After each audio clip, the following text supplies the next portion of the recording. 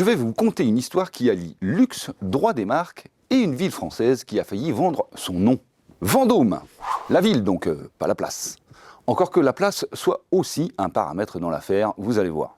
Vous l'aurez compris, aujourd'hui nous allons sur le terrain des marques avec l'affaire de la marque Vendôme. Hé Jean-Luc, la barbe c'est définitif?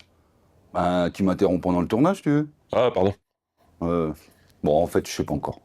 L'actualité est toute fraîche puisque c'est le 24 septembre dernier que le tribunal administratif d'Orléans a annulé la vente du nom de la ville de Vendôme, dans le Loir-et-Cher, au groupe LVMH. Voyons tout cela de plus près, allez, direction Vendôme. Oh yeah! En 2012, la ville de Vendôme enregistre son nom comme marque à l'INPI pour un ensemble de produits. Et en février 2021, le conseil municipal de Vendôme vote une délibération autorisant la cession de la marque Vendôme au groupe LVMH pour 10 ans. Prix de la cession, 10 000 €.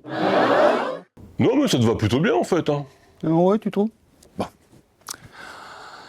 L'idée de LVMH, exploiter la marque Vendôme pour des produits de joaillerie et plus généralement des produits de luxe.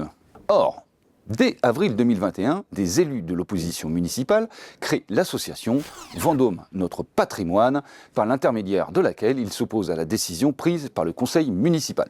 L'association récuse à la fois le montant de la transaction qu'elle juge trop faible, mais aussi une clause du contrat stipulant que LVMH aurait systématiquement son mot à dire sur toute utilisation de la marque Vendôme, y compris en dehors des produits de joaillerie.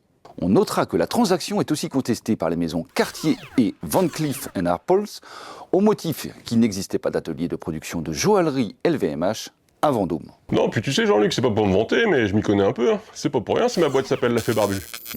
Bah t'arrêtes, hein, tu vas me mettre de mauvais poils maintenant. Deux faits marquants vont mettre fin à cette affaire.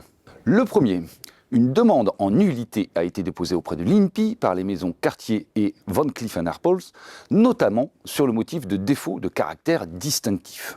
Le raisonnement de l'INPI a été le suivant. Hey, je peux même te donner quelques conseils, tu sais. Le raisonnement de l'INPI a été le suivant. Au jour du dépôt de la marque, Vendôme bénéficiait d'une réputation pour les domaines de la bijouterie, de la joaillerie et de l'horlogerie, et le consommateur associe spontanément ce terme à la place Vendôme plutôt qu'à la commune. La marque contestée n'était donc pas capable, au jour de son dépôt, de garantir au consommateur l'origine des produits et ne permettait donc pas de distinguer sans confusion possible ces produits de ceux d'une autre provenance. L'INPI a ainsi considéré que le signe Vendôme est dépourvu du caractère distinctif intrinsèque à l'égard des produits contestés et l'a déclaré nul.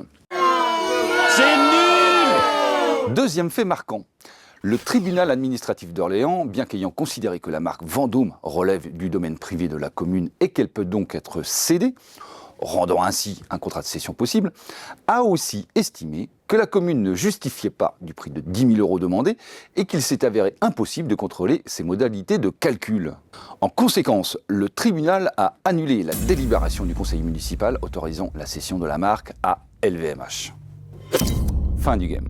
Le maire de Vendôme a été interviewé au sujet de la décision du tribunal et il aurait déclaré « Oh, la barbe ».